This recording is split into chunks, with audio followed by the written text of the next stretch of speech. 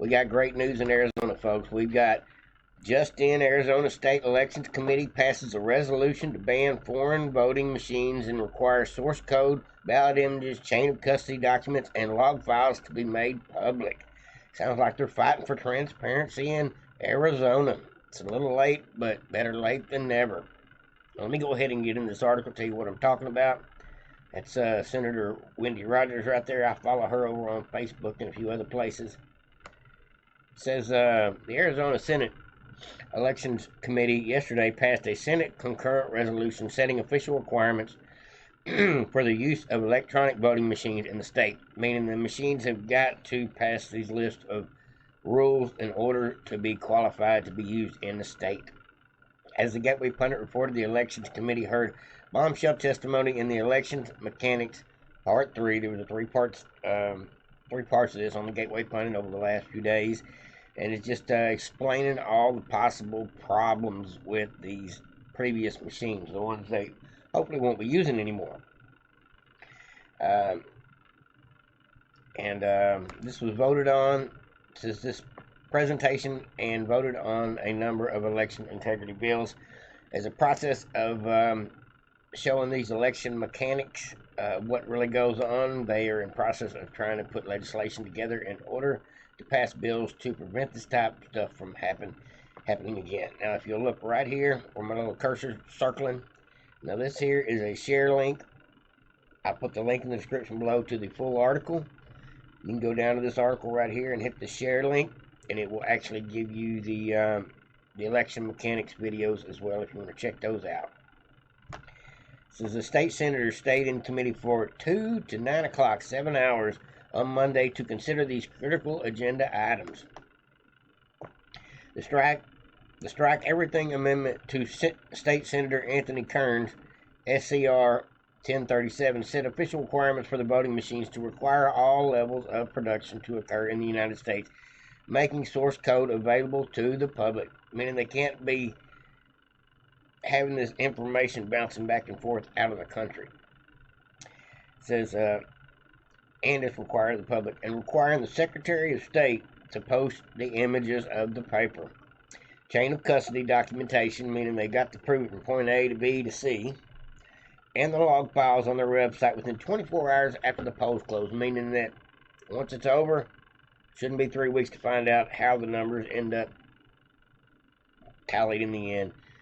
The log files will be on the website, should be there within 24 hours. That way people can actually see the results in real time. That's the plan. The proposed amendment by Senator Sonny Borrelli passes with 5 Republicans, 4 and 3 Democrats against. Thank God they got a few rhinos that are looks like going for this thing, and some Republicans as well. It says page 1, strike everything after resolving clause in the insert. Now, this is where it gets technical, folks, but listen to this. This is the best answer possible. They should have done this about 6 months ago, if not 2 years ago, to be honest. It says strike 1, everything after the resolving clause, and insert that no voting system or component or subcomponent of a voting system or a component, including firmware, software, or hardware assemblies or subassemblies with integrated circuits or any which way any firmware or software operates, may be used to purchased as a primary method for casting, meaning that they can't have this stuff being tallied and configured on computer stuff, software, drawers, towers, elsewhere, servers, elsewhere. It says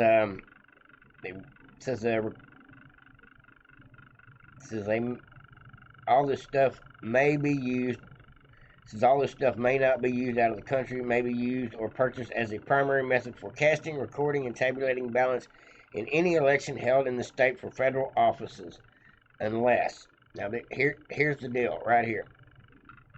This is the list of have-tos, is basically the way this is laid out. It says all components, and now this is talking about the machines, all components have been designed, manufactured, integrated, and assembled in the United States from a trusted supplier using trusted processes accredited by the Defense Microelectronics Activity as prescribed by the United States DoD, and the source code used in any computerized machine, choosing machine for federal elections is made available to the public. And the third one, before I get into that, let me just say, this means these machines will not be manufactured out of the country by another country and sent here to possibly be manipulated with the firmware and the remote access type processing. They're trying to prevent all that stuff from being available. They want this stuff American made. They want this stuff to be vetted to make sure it is on the up and up in every way possible. This is all good news. It says the ballot images and the system logs, otherwise known as the Splunk logs, files from each tabulator are recorded on a secure, write once, read many media with clear chain of custody and posted on the Secretary of State's website free of charge to the public within 24 hours after the close of the polls. Meaning they got to put the numbers up ASAP, including not just the numbers, but the images and the logs that show how they got to the numbers with the chain of custody being clear, with the numbers being available in real time as to how everybody is making their choice. The legislator transmits this resolution to the Secretary of State. Now, this is what the deal is.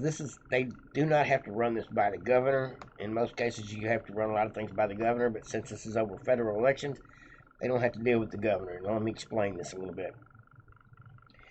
It says, read the full amendment here, where this little blue thing is here. If y'all want to get a little more into it, you can hit that little hyperlink right there in the blue and actually get into that a little more if y'all choose to. So the Election Committee Chairwoman Wendy Rogers tweeted the resolution passage and highlighted that the resolution will go directly to the SOS, Secretary of State, bypassing the governor's office. AZ Senate Elections Committee passed SCR 1037. It passed. Prohibits operating components of voting machines from being used and purchased in Arizona for casting, recording, and tabulating ballots for federal offices unless outlined requirements are met. And that was those 4 points up there. Basically, it's got to be made in America. We got to be able to see chain of custody. We got to get this. We got to have this stuff transparent and uploaded to the public within 24 hours of the polls closing. Those sound like some great ideas to me, folks. Says if the Secretary of State does not comply with this order, now here's the kicker: the legislature can and likely will sue. So they're setting this up to be complied with, and if it's not complied with by the Secretary of State, because they don't need the governor, then it goes straight to legislation to, I guess, sue. The United States Constitution gives the state legislature plenary authority to oversee the election, meaning they got the first power, basically. Senator Rogers says the legislature does not need the approval from the governor for this law to take effect.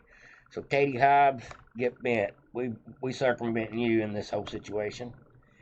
Now, here's Wendy Rogers' tweet, and there will be a follow-up on this story. I'm sure this is just the beginning of this situation.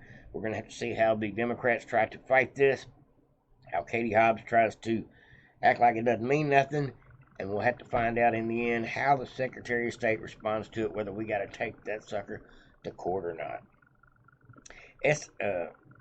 Wendy Rogers tweeted out, clarification, SCR 1037 is AZ's legislature resolved to reclaim its power, plenary power to oversee federal elections per the U.S. Constitution, irrespective of the governor, meaning we're taking our power back away from the governor as the legislature, as the federal law mandates.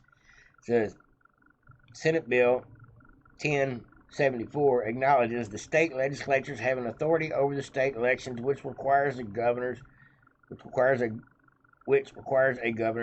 approval. Now, SB 1074 acknowledges that the state legislatures having authority over the state elections, which requires a governor's approval. Now, that was the original thought, was that they needed the governor's approval, but with this bill 1037, they are reclaiming their power to oversee the federal elections, irrespective of the governor.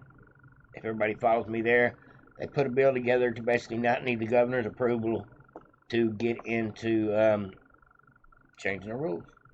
I love it. I love it. Putting some things in place like American-made machines only. That's what I'm talking about. So the U.S. Constitution gives the state legislature plenary power to authority to oversee elections. Senator Rogers said the legislature does not need approval from Katie Hobbs for this law to take effect. And that is the bottom line, folks. That is what is going to make this a suable offense. When the Secretary of State over there, who happens to be a Democrat at the moment, she beat Abe Hamadeh by 500 votes. They're saying 300 votes. I can't even swear to the number at this point. But that is still up in litigation, going through litigation as well. So I won't speak on that. But I just thought this was great news for the state of Arizona. This should have happened sooner, and I'm just glad it's finally happening now. And I hope all this goes through. I will be bringing you an update on this the minute I hear more about it. Find out what the Secretary of State's going to do.